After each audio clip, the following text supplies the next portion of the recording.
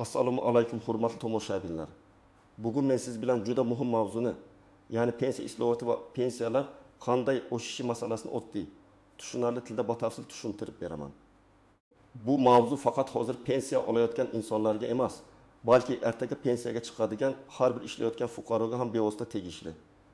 Chunki bugun hujjatlaringizda xato bo'lsa, ish stajingiz to'liq hisoblanmasa, maoshingiz to'g'ri aks etmagan bo'lsa, ertaga pensiyangiz kutilgandan kam chiqishi mumkin. Shuning uchun videoni oxirigacha ko'ring. Men bu yerda pensiya oshishi nimaga bog'liq? Kimlarning pensiyasi ko'proq oshishi mumkin? Kimlar ehtiyot bo'lishi kerak? Qaysi hujjatlar muhim? Qaysi xatolar odamlarni puldan mahrum qilayotganini batafsil aytaman. Hozirning o'zida kanalga obuna bo'ling, videoga like bosing. Chunki bunday ma'lumotlar ko'pchilikka yetib borishi kerak. Avvalo, masalaning tagiga yetib olaylik. Ko'pchilik pensiya deganda faqat davlat belgilagan umumiy to'lovni tushunadi. Ya'ni odam o'ylaydi, yoshim yetdi, pensiyaga chiqdim. Endi hamma bir xil bo'ladi. Aslida bunday emas. Pensiya miqdori bir nechta omillarga bog'liq. Ish staji, rasmiy ishlagan yillar, to'langan ijtimoiy soliq yoki badallar, oylik ish haqi miqdori, ayrim imtiyozlar, mehnat sharoiti. Nogironlik holati, boquvchisini yo'qotganlik kabi holatlar. Oldin ko'p narsa qog'oz mehnat daftarchasiga, arxiv ma'lumotlariga va korxona bergan ma'lumotnomalarga bog'liq edi. Agar odam o'tdan yil ishlagan bo'lsa-yu, lekin uning taksirlik hujjati yo'qolgan bo'lsa, pensiya hisobida muammo chiqardi. Ayrim korxonalar yopilgan, arxivga topshirmagan, rahbar almashgan, hujjat topilmay qolgan. Natijada odam haqiqatda ishlagan bo'lsa ham isbotlay olmagani uchun pensiyasi kam hisoblanishi mumkin edi. Hozir esa tizim bosqichma-bosqich elektronlashmoqda. Maqsad shuki, fuqaroning ishlagan davri, maoshi, to'langan soliqlari va pensiya huquqi yagona bazalarda ko'rinib tursin. Bu yaxshi tomoni. Lekin ikkinchi tomoni ham bor. Agar bazada ma'lumot noto'g'ri bo'lsa yoki umuman kiritilmagan bo'lsa, odam baribir o'z huquqini himoya qilishga majbur bo'ladi. Ya'ni islohot o'z-o'zidan hammaning pensiyasini bir xil katta qilib yuboradi deb o'ylash xato. Islohot hujjatlarni tartibga soladi, adolatli hisoblashga yordam beradi, lekin fuqaroning o'zi ham befarq bo'lmasligi kerak. Endi eng asosiy savol, pensiyalar qanday oshadi? Men buni sodda qilib tushuntiraman. Pensiya odatda ikki yo'l bilan oshishi mumkin. Birinchisi, davlat tomonidan belgilangan umumiy indeksatsiya yoki miqdorlarni oshirish. Masalan, minimal pensiya, bazaviy hisoblash miqdori, pensiya tayinlashda qo'llaniladigan ayrim ko'rsatkichlar oshsa, ko'plab pensionerlarning to'lovi ham o'zgaradi. Ikkinchisi, insonning shaxsiy huquqi qayta ko'rib chiqilsa. Ya'ni oldin hisobga olinmagan staj, maosh, imtiyoz yoki hujjat keyin topilsa pensiyasi qayta hisoblanishi mumkin. Masalan, bir otaxon 1910 yildan 2005 yilgacha zavodda ishlagan, lekin pensiyaga chiqayotganda faqat 10 yillik staji tasdiqlangan. Qolgan 5 yil bo'yicha hujjat topilmagan. Natijada pensiya kamroq chiqqan. Keyin u arxivdan ma'lumotnoma topdi. Sobiq korxonaning hujjatlari tuman arxivga topshirilganini aniqladi va 5 yil stajini tasdiqladi. Mana shu holatda pensiya qayta hisoblanishi mumkin. Bu umumiy oshirish emas, bu konkret insonning huquqi tiklanishi hisobiga oshishidir. Yana bir misol. Bir ayol kishi ko'p yil maktabda ishlagan, keyin dekret ta'tilida bo'lgan, bolalar parvarishi bilan bog'liq davrlar bo'lgan. Ayrim holatlarda qonunchilikka ko'ra ba'zi davrlar stajga kiritilishi mumkin. Lekin bu to'g'ri rasmiylashtirilmagan bo'lsa, hisobdan tushib qoladi. Agar u tug'ilganlik guvohnomalari, ish joyidan buyruqlar, mehnat daftarchasi va boshqa tasdiqlovchi hujjatlarni jamlasa, stajni qayta ko'rib chiqish imkoniyati paydo bo'ladi. Uchinchi misol. Bir fuqaro uzoq yillar rasmiy emas og'zaki kelishuv asosida ishlagan, oylikni qo'lga olgan, soliq to'lanmagan, mehnat shartnomasi bo'lmagan. U bugun pensiyaga chiqqanda men 25 yil ishlaganman deydi. Lekin pensiya tizimi uchun asosiy savol, bu ish rasmiy tasdiqlanganmi? Agar tasdiq bo'lmasa, pensiya hisobiga kiritish qiyinlashadi. Mana shuning uchun men doim aytaman. Rasmiy ish, rasmiy maosh va rasmiy hujjat pensiyaning asosi. Endi kimlar ayniqsa ehtiyot bo'lish kerak? Birinchi navbatda pensiya yoshiga yaqinlashayotganlar. Erkaklar va ayollar uchun amaldagi pensiya yoshiga yetishga 3-5 yil qolgan bo'lsa, bugundan hujjatlarni tekshirish kerak. Chunki pensiya kuni kelganda yugurib arxiv qidirish, sobiq ish joyini izlash, eski buyruqlarni topish juda qiyin bo'ladi. Hujjatni oldindan tayyorlagan odam yutadi. Ikkinchi guruh, korxonasi yopilib ketgan, sovxoz, kolxoz, zavod, qurilish tresti, shirkat, kichik firma yoki kooperativlarda ishlaganlar. Bunday joylarda hujjatlar ba'zida tartibsiz bo'lgan. Agar siz shunday joylarda ishlagan bo'lsangiz, tuman arxiviga, shahar arxiviga, sobiq korxona voris tashkilotiga murojaat qilib, ish davringiz va oylik maoshingiz bo'yicha ma'lumotnoma oling. 3-guruh chet elda ishlaganlar. Agar odam boshqa davlatda ishlagan bo'lsa, bu davr pensiya hisobiga kiradimi yoki yo'qmi? Bu alohida tartiblarga, davlatlararo kelishuvlarga, to'langan badallarga va rasmiy hujjatlarga bog'liq. Masalan, kimdir Rossiyada rasmiy ishlagan, patent yoki mehnat shartnomasi bo'lgan, sug'urta badallari to'langan bo'lishi mumkin. Kimdir esa norasmiy ishlagan. Bu ikki holatning pensiyaga ta'siri bir xil bo'lmaydi. Shuning uchun chet eldagi ish davri bo'yicha shartnoma, maosh varaqasi, sug'urta raqami, ish beruvchi ma'lumotnomasi, migratsiya hujjatlari kabi dalillarni saqlash kerak. 4-guruh umrining bir qismini yakka tartibdagi tadbirkor, dehqon xo'jaligi a'zosi, hunarmand, o'zini o'zi band qilgan shaxs sifatida o'tkazganlar. Bu yerda eng muhim narsa shuki, faqat men ishladim deyish yetmaydi. To'lovlar, ro'yxatdan o'tish, soliq organlaridagi ma'lumotlar, elektron bazadagi qaydlar muhim, agar yillar davomida faoliyat yuritgan bo'lsangiz. Lekin majburiy to'lovlar bo'yicha uzilishlar bo'lsa, pensiya hisobida ham uzilish paydo bo'lishi mumkin. Endi kimlar nisbatan xotirjam bo'lishi mumkin? Agar siz oxirgi yillarda to'liq rasmiy ishlagan bo'lsangiz, mehnat shartnomangiz bo'lsa, ish beruvchi siz uchun ijtimoiy soliq va boshqa majburiy to'lovlarni o'z vaqtida to'lagan bo'lsa, elektron mehnat daftarchangizda ma'lumotlar ko'rinib tursa, xavotir kamroq bo'ladi. Lekin bu umuman tekshirmaslik kerak degani emas. Chunki hatto rasmiy ishlagan odamning ham bazasida lavozim sanasi noto'g'ri, ishdan bo'shagan sanasi kiritilmagan, maosh kam ko'rsatilgan yoki mehnat daftarchasidagi yozuv elektron tizimga to'liq o'tmagan bo'lishi mumkin. Masalan, bir kishi 2012-yildan 2024 yilgacha bir tashkilotda ishlagan. Uning qo'lida shartnoma bor, oylik olgan. Lekin ish beruvchi ba'zi oylar uchun to'lovlarni kechiktirgan yoki noto'g'ri hisobot bergan. Fuqaro buni bilmaydi. Pensiya hisoblash paytida esa aynan shu davrlarda bo'shlik ko'rinadi. Shuning uchun men ishlayotgan odamlarga ham kamida yiliga bir marta o'z ma'lumotlarini tekshirishni tavsiya qilaman. Pensiya islohotlarida eng nozik masala bu adolat va barqarorlikdir. Davlat bir tomondan pensionerlarni qo'llab-quvvatlashi kerak. Ikkinchi tomondan pensiya tizimi moliyaviy jihatdan bardoshli bo'lishi kerak. Aholi keksayib borayotgan sharoitda pensiya oluvchilar soni ortadi. Ishlovchilar soni esa har doim ham shunga mos tezlikda ko'payarmaydi.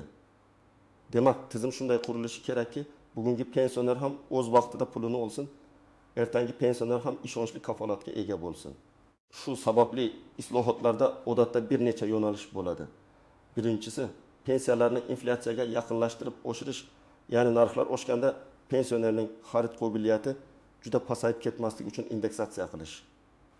Ikkinchisi, kam pensiya oluvchilarni qo'llab-quvvatlash, ya'ni minimal kafolatlarni kuchaytirish. Uchinchisi, ko'p yil rasmiy ishlagan, ko'proq badal to'lagan odamning pensiyasida ham mehnatiga yarasha farq bo'lishini ta'minlash. To'rtinchisi, elektron tizim orqali korrupsiya, tanish-bilishchilik va qog'ozbozlikni kamaytirish. Lekin bu yerda bir xavf bor. Agar faqat minimal pensiya oshirilsa, lekin ko'p stajli odamlarning pensiyasi mutanosib oshmasa, odamlar orasida norozilik paydo bo'ladi. Masalan, 35 yil ishlagan inson men ham shuncha ishladim, endi o'z ishlagan odam bilan farqim juda kichik bo'lib qoldi deb o'ylashi mumkin. Shu sababli pensiya siyosatida balans muhim. Kam ta'minlanganlarni himoya qilish kerak, lekin uzoq yillar halol mehnat qilganlarning mehnatini ham qadrlash zarur. Endi ayrim istisnolar haqida gaplashamiz. Har bir insonning pensiya holati bir xil emas. Nogironligi bo'lgan shaxslar uchun alohida tartiblar bo'lishi mumkin. O'quvchisini yo'qotgan oilalar, voyaga yetmagan farzandlar, mehnatga layoqatsiz oila a'zolari bo'yicha ham boshqa normalar amal qiladi. Zararli yoki og'ir mehnat sharoitida ishlaganlar uchun imtiyozli pensiya masalalari bor. Harbiy xizmat, ichki ishlar, ayrim maxsus xizmatlar, ta'lim, tibbiyot va boshqa sohalarda ham stajni hisoblashda o'ziga xos jihatlar uchraydi. Masalan, bir ayol 5 nafar farzand tarbiyalagan bo'lsa, ayrim qonunchilik normalarida ko'p bolali onalar uchun imtiyozlar bo'lishi mumkin. Lekin bu imtiyoz avtomatik tarzda beriladi deb o'ylamaslik kerak. Farzandlarning tug'ilganlik guvohnomalari, onalikni tasdiqlovchi hujjatlar, yashash joyi bo'yicha ma'lumotlar kerak bo'lishi mumkin. Agar hujjatda familiya o'zgargan bo'lsa, nikoh guvohnomasi yoki familiya o'zgarishini tasdiqlovchi hujjat ham kerak bo'ladi. Yana bir holat mehnat daftarchasida xatolik. Masalan, ism noto'g'ri yozilgan, tug'ilgan sana boshqacha ko'rsatilgan, ishga kirgan sana o'chib ketgan. Muhr aniq emas, buyruq raqami yozilmagan. Bunday kichikdek ko'ringan xatolar pensiya tayinlashda katta muammoga aylanishi mumkin. Men ko'p ko'rganman, odam bu eski yozuv, hammaga tushunarli-ku deydi. Lekin rasmiy idora uchun tushunarli bo'lishi emas, hujjatning yuridik kuchi muhim. Shuning uchun xatolarni vaqtida tuzatish kerak. Ko'pchilik faqat stajga qaraydi. Menda 3 yil staj bor, demak pensiyam yaxshi bo'ladi deydi. Lekin pensiya miqdorida maosh ham katta rol o'ynashi mumkin. Agar odam 30 yil ishlagan bo'lsa-yu, rasmiy maoshi juda past ko'rsatilgan bo'lsa, pensiyasi ham kutilgan darajada yuqori bo'lmasligi ehtimoli bor. Afsuski, ayrim ish beruvchilar odamga maoshning bir qismini rasmiy, bir qismini konvertda bergan. Fuqaro o'sha paytda ko'proq qo'lga pul olganiga xursand bo'lgan, lekin pensiya vaqtida zararini ko'rgan. Misol uchun, 2 kishi bir xil 25 yil ishlagan. Birinchisining rasmiy maoshi doim yuqori ko'rsatilgan, barcha to'lovlar to'langan. Ikkinchisi esa ham shuncha ishlagan, lekin rasmiy maoshi minimal darajada ko'rsatilgan, qolganini qo'lga olgan. Pensiya hisobida bu ikki odamning natijasi bir xil bo'lmasligi mumkin. Shuning uchun yoshlar ham bu mavzuni eshitsin. Bugun konvertda olingan pul ertangi pensiyada sizga qarshi ishlashi mumkin. Yana bir tuzoq, uzluksiz ish emas. Tasdiqlangan ish muhim. Odam 1995 yildan 2000 yilgacha do'konda sotuvchi bo'lib ishlagan bo'lishi mumkin. Lekin shartnoma yo'q, buyruq yo'q, soliq yo'q. Keyin u mahalla biladi, hamma biladi deydi. Afsuski, pensiya tizimida hamma biladi, asos bo'lavermaydi. Guvohlar yordam beradigan ayrim holatlar bo'lishi mumkin, lekin bu har doim ham oson va kafolatli yo'l emas. Eng kuchli dalil har doim rasmiy hujjat. Endi eng kerakli qismga o'tamiz. Siz hozir nima qilishingiz kerak? Birinchi qadam, mehnat daftarchangizni tekshiring. Unda ishga kirgan va ishdan bo'shagan sanalar, tashkilot nomi, buyruq raqami, rahbar imzosi, muhrlar bor yo'qligini ko'ring. Agar yozuvlar o'qilmasa yoki shubhali bo'lsa, o'sha tashkilotdan yoki arxivdan tasdiqlovchi ma'lumotnoma oling. Ikkinchi qadam, elektron ma'lumotlaringizni tekshiring. myPonkok.uz Yagona interaktiv davlat xizmatlari portali yoki tegishli davlat xizmatlari markazi orqali sizga tegishli mehnat va pensiya ma'lumotlari qanday aks etayotganini bilishga harakat qiling. Agar internetdan foydalanishni bilmasangiz, farzandingizdan, nabirangizdan yordam so'rang yoki davlat xizmatlari markaziga boring. Uyalmang. Bu sizning pulingiz, sizning haqqingiz. Uchinchi qadam, arxiv hujjatlarini yig'ing. Agar eski korxonada ishlagan bo'lsangiz, tuman yoki shahar arxiviga yozma murojaat qiling. Murojaatda to'liq ism, familiyangizni, tug'ilgan sanangizni, ishlagan korxonangiz nomini, taxminiy ishlagan yillaringizni, lavozimingizni yozing. Agar mehnat daftarchangizda korxona nomi boshqacha yozilgan bo'lsa, o'sha nomni ham ko'rsating. Masalan, korxona avval zavod bo'lgan, keyin aksiyadorlik jamiyatiga aylangan bo'lishi mumkin. Bu ma'lumot arxivga qidirishda yordam beradi. 4-qadam, maosh bo'yicha ma'lumotlarni izlang. Ba'zi holatlarda faqat staj emas, aynan ish haqi haqidagi ma'lumotnoma ham muhim bo'ladi. Eski davrdagi maosh varaqalari hisob-kitob bo'limi ma'lumotlari. Arxivdan ish haqi bo'yicha ma'lumotnoma pensiya miqdoriga ta'sir qilishi mumkin. Shuning uchun faqat ishlaganman degan ma'lumot bilan cheklanmang. Qancha oylik olganman degan hujjatni ham qidiring. 5-qadam. Shaxsiy hujjatlaringizni tartibga keltiring. Pasport yoki ID karta, JSSHR, nikoh guvohnomasi, ajrim hujjati, familiya o'zgargan bo'lsa tasdiq, farzandlar tug'ilganlik guvohnomalari, harbiy bilet, diplom, mehnat daftarchasi. Nogironlik bo'yicha tibbiy hujjatlar, o'quvchisini yo'qotganlikka oid hujjatlar kerak bo'lishi mumkin. Hujjatlarning nusxasini alohida papkada saqlang, aslini esa ehtiyot qiling. 6-qadam. Pensiya jamg'armasi bo'limiga oldindan maslahatga boring. Faqat pensiya yoshiga yetgan kuni emas, undan oldin borib, mening stajim qanday ko'rinmoqda, qaysi hujjatlar yetishmaydi, nimani to'ldirishim kerak deb so'rang. Yozma javob olishga harakat qiling. Og'zaki gap foydali, lekin yozma javob keyin dalil bo'ladi. 7-qadam. Agar pensiyangiz noto'g'ri hisoblangan deb o'ylasangiz, darhol yozma ariza bering. Arizada pensiyamni qayta hisoblab berishingizni so'rayman. Chunki falon yillardagi ish stajim yoki ish haqi ma'lumotim hisobga olinmagan deb aniq yozing. Ilovaga hujjatlar nusxasini qo'shing. Arizani 2 nusxada tayyorlang. Birini topshiring. ikkinchisiga qabul qilingan sana va kirim raqamini qo'ydiring. Bu juda muhim. Ko'pchilik idoraga borganda nima deyishni bilmaydi. Men sizga sodda nomini aytaman. Arizada shunday mazmunda yozish mumkin. Men falonchi pensiya tayinlash yoki qayta hisoblashda 1997 yildan 1994 yilgacha bo'lgan ish davrim hisobga olinmagan deb hisoblayman. Ushbu davrda falon korxonada falon lavozimda ishlaganman. Mazkur holatni tasdiqlovchi mehnat daftarchasi nusxasi va arxiv ma'lumotnomasini ilova qilaman. Pensiyamni amaldagi qonunchilikka muvofiq qayta ko'rib chiqishingizni so'rayman. Mana shunday aniq, sokin, dalil bilan yozilgan murojaat ko'proq natija beradi. Agar javob sizni qoniqtirmasa, yuqori turuvchi tashkilotga murojaat qilish mumkin. Zarur bo'lsa, huquqshunosdan maslahat oling. Ayrim holatlarda sud orqali ish stajini tasdiqlash masalasi ham ko'rib chiqilishi mumkin. Lekin sudga borishdan oldin barcha arxiv, tashkilot, davlat xizmatlari va pensiya jamg'armasi yo'nalishlarini sinab ko'rish kerak. Chunki hujjat bilan hal bo'ladigan masalani sudgacha olib borish vaqt va asob bo'ladi. Yana bir ogohlantirish, pensiya oshadi degan gaplar fonda firibgarlar ham ko'payadi.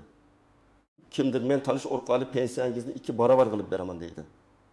Kimdir pul bering, arxivdan hujjat chiqaraman deydi. Kimdir telefon qilib karta raqamingizni, SMS kodini so'raydi. Hech qachon SMS kod bermang. Bank kartangiz ma'lumotlarini aytmang. Notanish odamga pul o'tkazmang. Rasmiy ish faqat rasmiy idora, rasmiy ariza, rasmiy hujjat orqali bo'ladi. Agar kimdir sizga pensiya islohoti bo'ldi, hamma ro'yxatdan qayta o'tishi kerak. Kartangizni ayting desa ishonmang. Davlat idoralari sizdan telefon orqali bank kartangizning maxfiy kodini so'ramaydi. Ayniqsa keksalarimiz bunday aldovlarga uchrab qolmasin. Farzandlar, siz ham ota-onangizning telefoniga kelgan shubhali qo'ng'iroq va xabarlarni tekshirib turing. Demak, pensiya islohoti pensionerlar va kelajak pensionerlari uchun juda muhim jarayon. Pensiyalar o'sishi davlat indeksatsiyasi. Minimal kafolatlar, staj va ish haqi ma'lumotlarini to'g'ri hisoblash, shaxsiy hujjatlarni qayta ko'rib chiqish orqali yuz berishi mumkin. Lekin eng asosiy gap shuki, hujjati toza, staji tasdiqlangan, maoshi rasmiy ko'rsatilgan odam o'z haqqini olishda ancha kuchli pozitsiyada bo'ladi. Men sizga tavsiya qilaman. Bugun mehnat daftarchangizni, elektron ma'lumotlaringizni, arxiv hujjatlaringizni va pensiya hisobingizni tekshiring. Agar ota-onangiz pensioner bo'lsa, ularga yordam bering. Bir dona yetishmagan ma'lumotnoma ba'zan oyga sezilarli qo'shimcha pul degani bo'lishi mumkin. Agar sizning pensiyangiz kam hisoblangan deb o'ylasangiz yoki stajingiz bo'yicha muammo bo'lgan bo'lsa, izohlarda yozing. Qaysi yil, qaysi soha, qanday muammo bo'lganini ayting. Men keyingi videolarda eng ko'p uchraydigan holatlarni alohida tushuntirib beraman. Videoga like bosing, kanalga obuna bo'ling va bu videoni ota-onangizga, qo'shnilaringizga, pensiyaga yaqinlashayotgan tanishlaringizga yuboring. Chunki pensiya masalasida bilgan odam yutadi, befarq odam esa o'z haqqidan ayrilib qolishi mumkin.